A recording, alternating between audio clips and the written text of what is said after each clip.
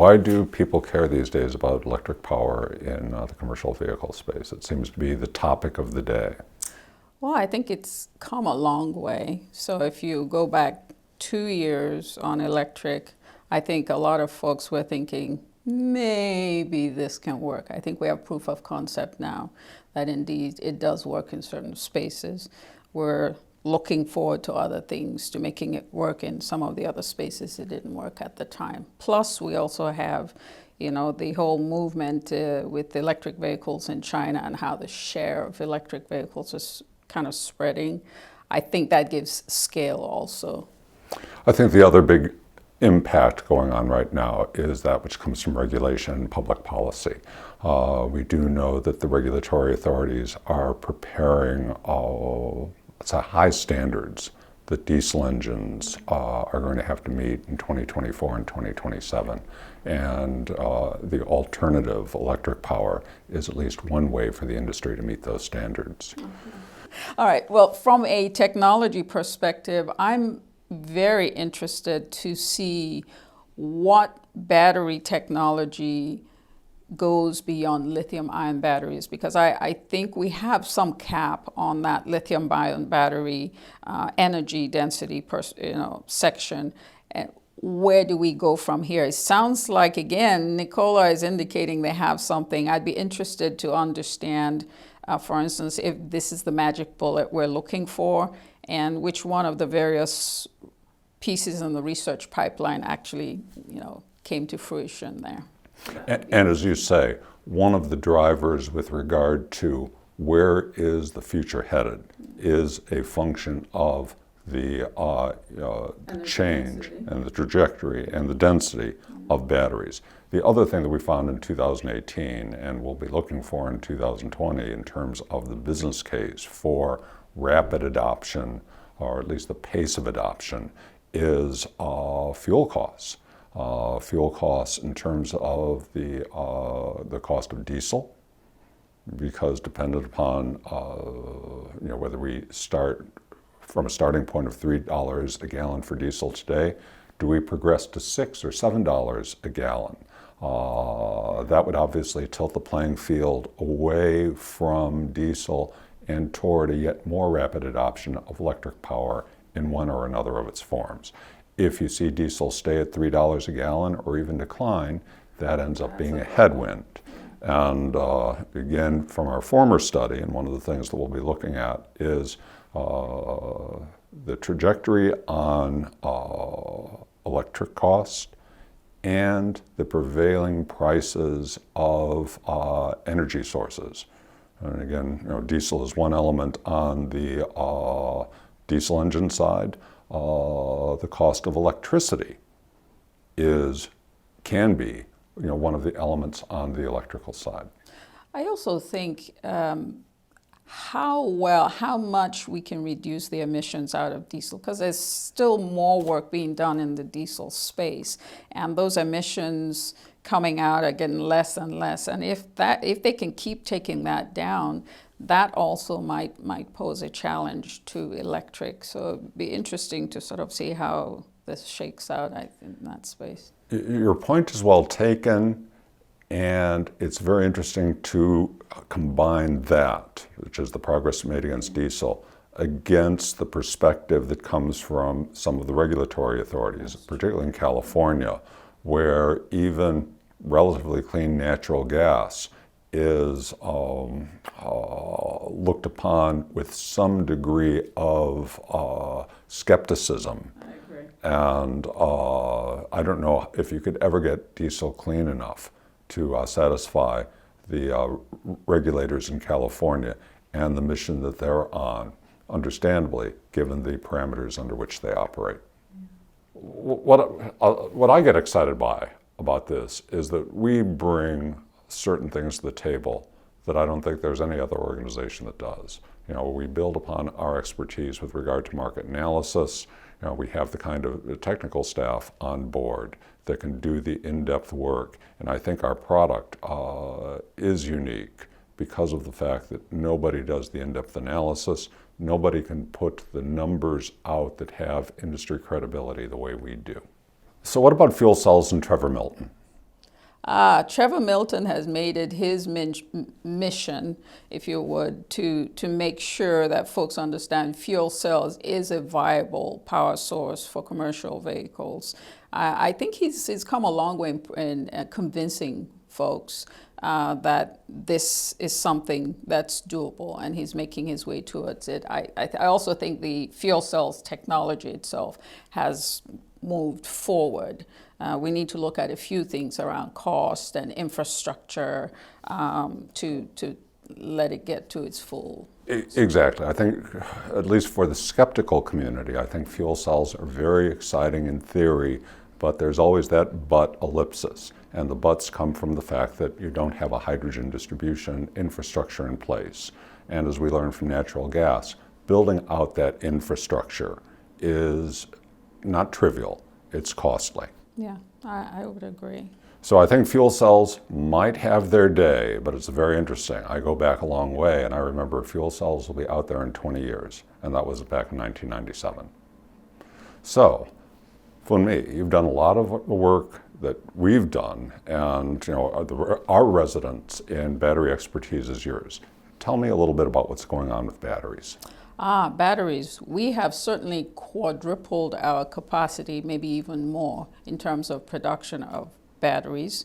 And that in itself has brought the cost down even further. I'm not quite sure it has gone as low as it needs to go to compete with diesel, but it certainly has gone down quite dramatically, and I think we'll see more there. I also think from the technology standpoint, we've figured out how to manage temperature, manage range. It certainly hasn't, if we're still thinking about lithium-ion batteries, I think we have some limitations there, but there's a huge pipeline in terms of other batteries and work being done, and some of them will actually come to the fore, I think, in the next few years to give us that energy density advantage that we need to take batteries from just a medium-duty space application to long haul. So I think there's going to be some strong competition there between batteries and the fuel cells. Well, batteries were one aspect of our study in 2018, but we embraced an array of cost comparison elements that included fuel costs. It included the drivetrain component costs. And I think one of the things that we did that was pioneering was to be able to stack each element of the diesel alternative versus the battery alternative in this comprehensive framework that enabled us to then map the comparative costs and then translate that into market shares and then in turn market projections. And of course, this is not something particularly new to ACT research. This is something that we've been doing for close to 10 years now in the natural gas space and now in the battery space. And actually that serves as the jumping off point for our exciting renewal of the study in 2020.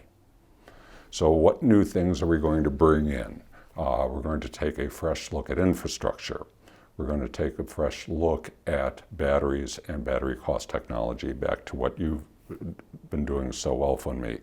And we're also going to get very hands-on and very serious with regard to fuel cells and include fuel cells as an alternative in addition to diesel, in addition to battery, and in addition to natural gas.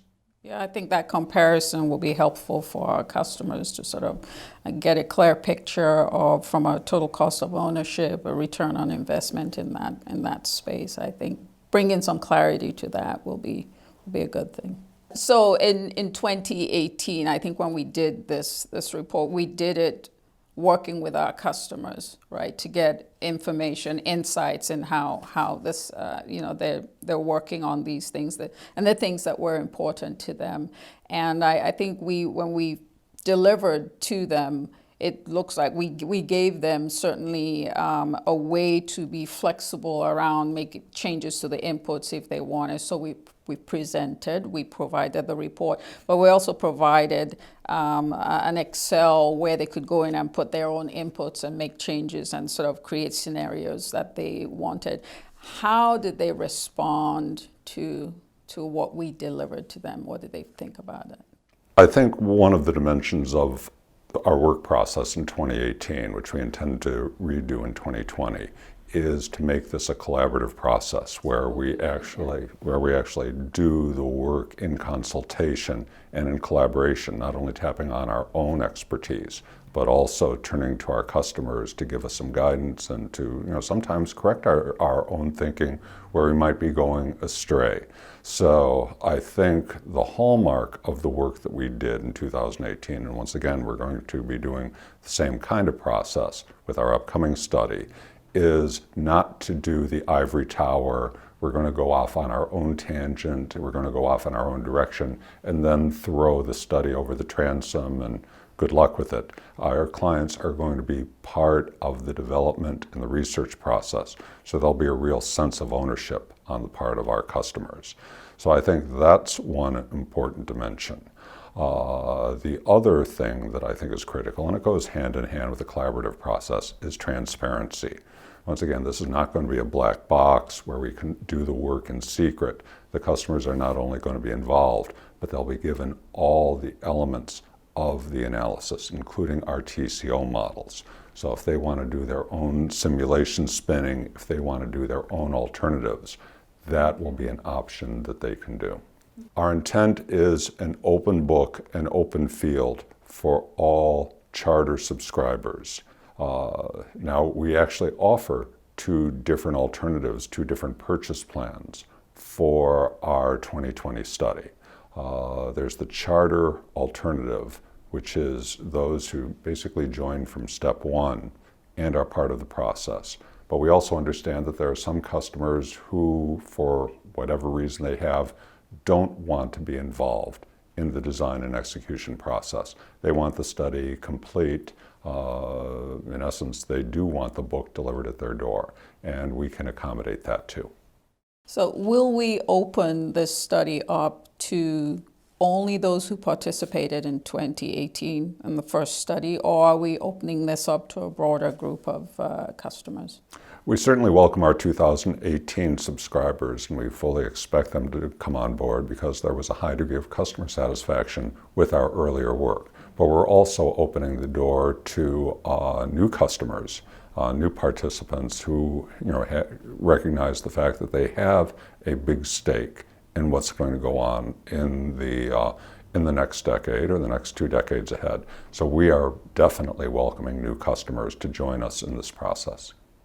And who would be the ideal participants for this study? Our target market pretty much embraces anybody who has a stake in the direction of commercial vehicle markets and commercial vehicle power.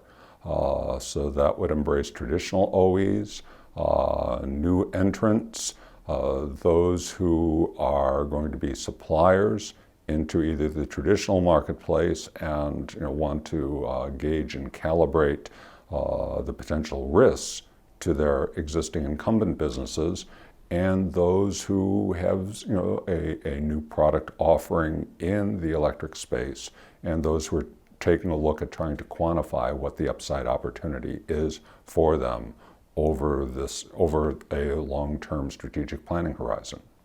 Is this study going to be indicating winners and losers? We will not indicate winners and losers by name, but at least by corporate name, but what we will be doing is flagging which markets are going to be hot in terms of unit volume and unit share. And I think, again, in terms of where we're going to be pushing the envelope with regard to the study, we're going to be focusing on the US and Canadian marketplace, so that is the geographical definition of the marketplace we'll be looking at. We're going to extend the time horizon for the forecast out to 2040. So we're going to take a look year by year across the 2020s decade, and then we're going to take a look at 5-year buckets into 2035 and 2040. Would we be addressing any of the regulatory environments that we'll be playing in? The regulatory environment is a key role because regulations in terms of either tilting the playing field against internal combustion engine power alternatives or favoring electrical is very important, especially in the startup phase for these newly emerging electrical technologies. So keeping a finger on the pulse of the regulatory environment is a critical thing. That was a major element of our 2018 study. And now that we're 2 years down the road, we think we've got better visibility, at least in terms of the upfront years for the current forecast horizon. So with this 2020 report, what is it going to look like, and what are we going to deliver to our customers in this space? Well, I like to think it's going to be bigger and better than ever. Bigger, meaning that we're, in addition to what we did in 2018, taking a look at diesel versus battery electric power, we're certainly going to keep those in the portfolio, but we're also going to expand it to fuel cell and hydrogen powered vehicles, and we're going to include natural gas. So the matrix is going to expand to include these alternatives. So I think in that respect, it's going to be bigger, better, and we're also going to extend the horizon out to 2040. So since in this space, many organizations are doing their plans with a very long-term horizon, that will be a key element of the deliverable. As has been characteristic of all of our work, one of the things that we do is collaborate with our charter customers. So again, people, some of the key research players like you, Funmi, will be working hand in hand with the charter customers in order to explore what the nature and the cost buildup are. We'll be working off the strengths that we developed in 2018, which is that we do have a lot of the analytical infrastructure in place in order to do the work. And then, of course, transparency is key. We want to develop the work step by step with the clients, and we want to be able to take the work and turn it over to the clients, at least for those who are really interested in getting their hands dirty with the down and out details. And we think that's critical. And again, for those who don't want to pursue that kind of hands-on work, we prepare alternative scenarios, high-end adoption, low-end adoption scenarios. So in addition to a baseline case for vehicle volumes and for market share takes from these alternative power types, the other thing that we do is we do high-end and low-end alternatives so that people can, so that our customers can do the cherry picking on exactly what scenario makes sense and what conforms to their planning thoughts and planning philosophy.